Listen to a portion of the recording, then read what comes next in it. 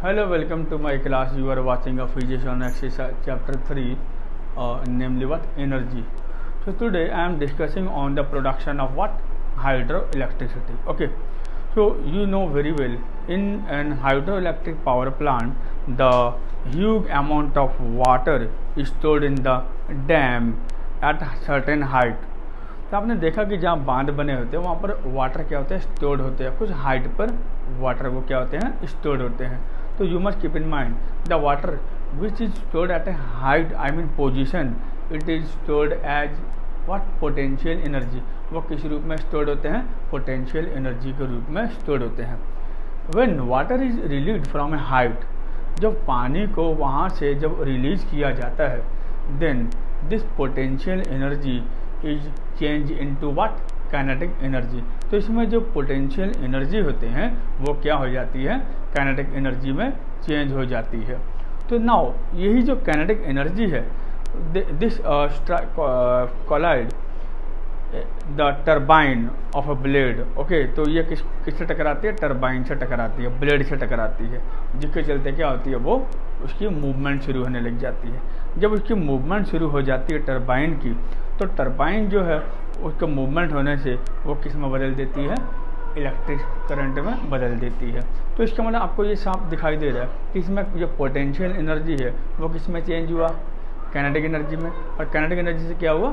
Electric energy में change हो जाती है. और यही इलेक्ट्रिक एनर्जी जो है वो हाई टेंशन तार के पास यानी कि चली जाती है. इस तरह से इलेक्ट्रिक सप्लाई होती है. ओके, तो इसका बाकी जो डिटेल्स हैं वो हम अभी नहीं बताएंगे. That shall be discuss a later class. Okay, now next topic is the conservation of energy. What? Conservation of energy.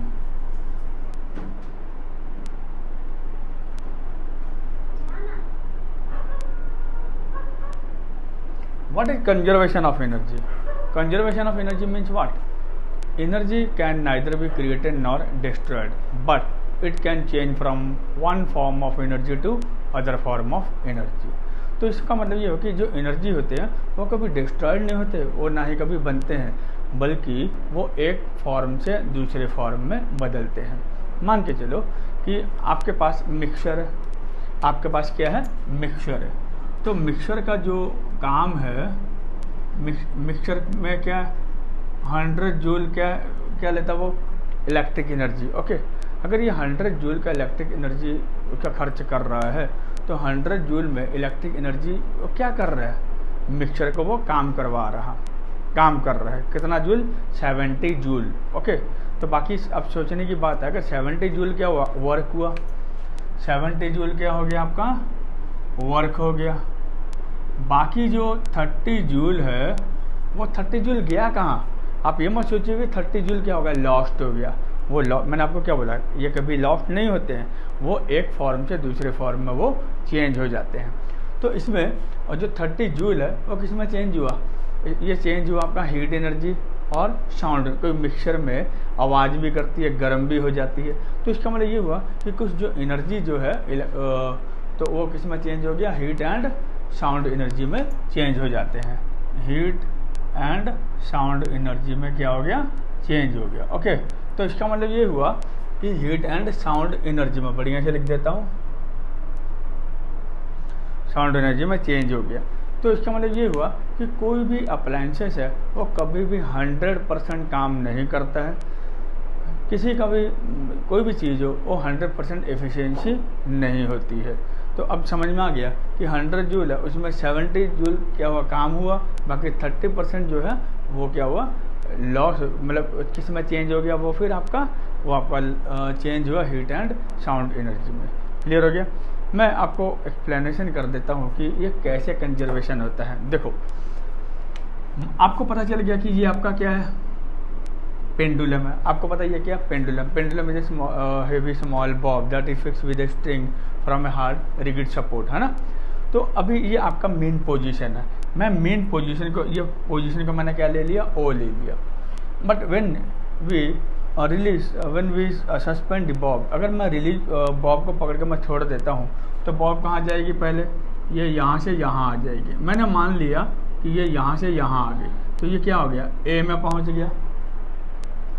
अब यही ए से कहाँ आएगा बोलो, ओ में आएगा, फिर ओ से कहाँ जाएगा, फिर बी में चली जाएगी। ओके, ये गलत ड्राइंग हो गया, ये ऐसे रहेगा। ओके, अब यहाँ से ये ऐसे जाएगी। क्लियर हो गया। अब देखो, तो इसमें ये बी में आ गया।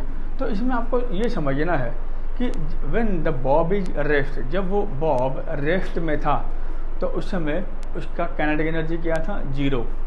इसका काइनेटिक एनर्जी क्या था, 0। तो पोटेंशियल एनर्जी मैंने मान लिया इसके पास क्या था, E। ओके, तो इसके बाद मैं थोड़ा विस्तार से बताऊंगा फार्मूला कैसे होता है, फिर मैं आपको क्लियर कर दूंगा। ये हो गया।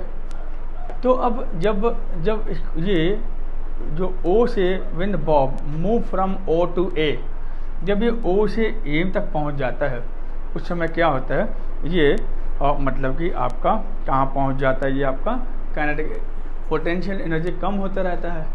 जब यहाँ पर आ गया तो इस समय ये क्या हो जाता है, आपका काइनेटिक एनर्जी इसमें पोटेंशियल एनर्जी क्या हो रहा है, आपका कम होते जा रहा है, काइनेटिक एनर्जी क्या होते जा रहा है, बढ़ते जा रहा है। जब ये यहाँ पर आ गया, जब एक्सट्रीम पोजीशन में पहुँचा है, आप यहाँ बोलो या यहाँ बोलो, जब ये इस जगह में पहुँच जाती है तो ऐसे जगह में पहुँच के इसका क्या हो जाता है, काइनेटिक एनर्जी क्या हो गया। अब देखो, ये मूवमेंट करते करते यहाँ रुक गई, अब ये काइनेटिक एनर्जी क्या हो गया, 0 हो गया। अब इसके अंदर में क्या हुआ, पोटेंशियल एनर्जी हुआ। फिर ये ऐसे जब ए से ओ में आता है तो इस दौरान उसके बीच में पोटेंशियल और काइनेटिक एनर्जी दोनों होते हैं। ठीक है, फिर बीच में आ गया, बीच में आने से फिर इसके बीच में क्या हो जाता है, काइनेटिक एनर्जी क्या हो गया, ई हो गया। ये यही हो गया, जो उल्टा लिख दिया मैंने।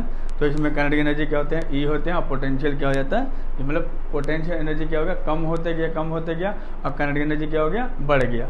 जब ये ओ से बी में जाता है फिर क्या हो जाता है, फिर काइनेटिक एनर्जी धीरे धीरे कम होते होते 0 में पहुंच जाएगा, फिर पोटेंशियल एनर्जी धीरे धीरे क्या हो जाएगा, बढ़ जाएगा। तो इसका मतलब ये हुआ कि इसमें हम देख रहे हैं कि जो कंजर्वेशन ऑफ एनर्जी है वो हमेशा क्या रहता है, कांस्टेंट रहता है। क्या रहता है, कांस्टेंट। तो इसमें कभी भी यानी कि ये चेंज नहीं होते, तो ये हमेशा क्या रहता है, कांस्टेंट। देखो, मैं आपसे एक बात करता हूँ, मान के चलो कि यहाँ पे काइनेटिक एनर्जी 0 है, तो पोटेंशियल क्या हो गया आपका, ई हो गया।